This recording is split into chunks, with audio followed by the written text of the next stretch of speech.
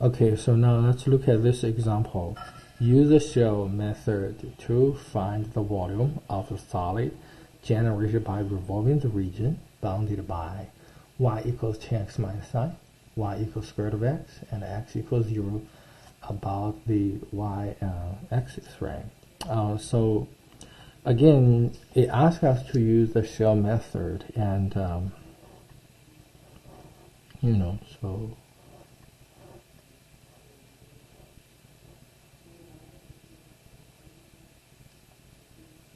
when we have a shell, it's basically like this. So to figure out the volume of this shell is gonna be the circumference. It's like, if we call this as a radius, r, so 2 pi r times its height, right? And also time its thickness. This thickness is gonna become either its dx or dy. It really depends on, what the problem is. So go back to here, we have y equals 10x minus 9, which is going to be a straight line, right? We also have y equals square root of x, and as you can see that since x is going to always be non-negative, so y equals square root of x is going to be something like this.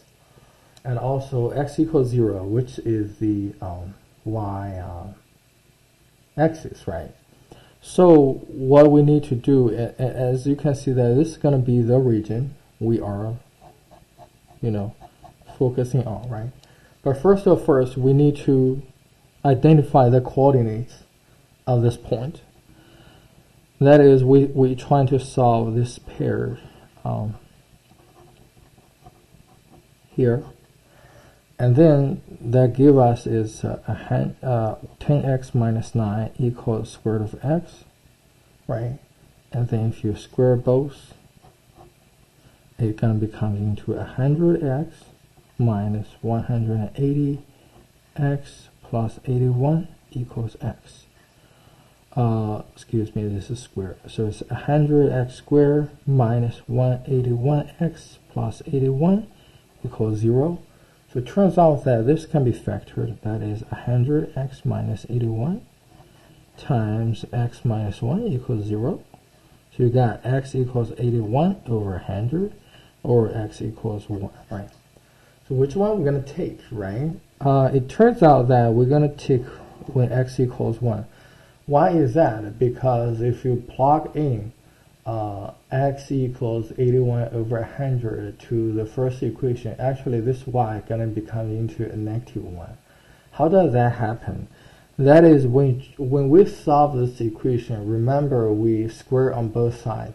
That means we already release the hook of this square root of x going to be non-negative, because this part is always negative. So basically what it does, it's remember, if we square this, that's going to become into y squared equals x. So basically, remember, we're going to also have something symmetric with respect to x-axis.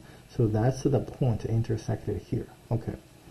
So once we identify this, and then noticing that this point is 1 and a 1, and then we're trying to construct the shell method. It's revolving about the y-axis, right? So you can think of something like this, okay, something like this. And so if we constructed a shell, as you can see,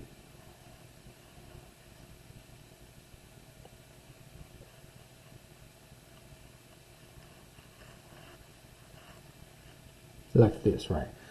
So noticing that the thickness is going to be dx, right? Because as you can see, it's perpendicular to the x-axis here, and the radius here is going to be the distance between this one and this one here is exactly going to be the x, right?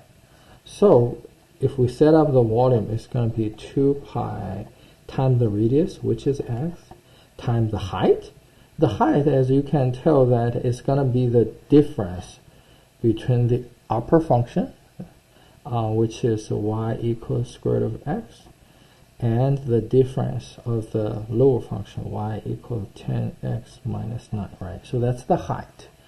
So there's going to be square root of x minus this. It's going to be minus 10x, and then plus 9, because minus become plus. And also times the thickness, which is dx. So that's the volume of the shell. And then we can form our volume of the solid. That is integration from 0, x is from 0 to 1, right? 0 to 1, 2 pi x times square root of x minus 10x plus 9 dx, right? And then, of course, you can factor 2 pi out.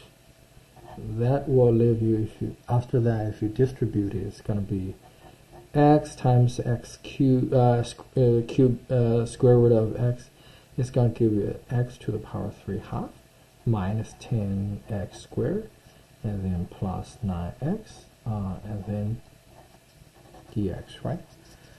So now you can solve this problem easily. It's going to become x to the power 3 half plus 1 over 3 half plus 1, right? Minus 5x. Oh, excuse me, my bad. So it's going to be minus 10x cubed over 3. And then if we integrated this, it's going to be plus 9x squared over 2, right? And then you evaluate it from 0 to 1. So it turns out you're going to have 2 pi times, this is going to become into 1 over 5 half minus 10 over 3, right? And then plus 9 over 2, right? Because the other one is all zeros.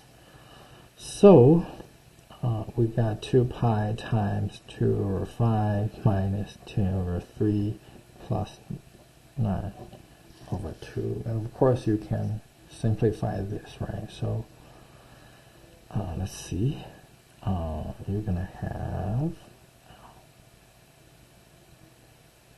so this is 30, right? Let's have the same denominator, which is the multiple of them. And so it's 12, right?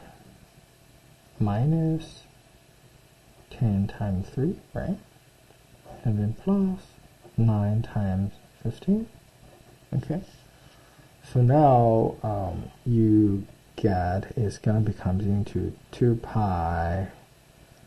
So it's, for here, let's put it here. So it's 12 minus 30, right? Plus 135, right? So that's going to give us is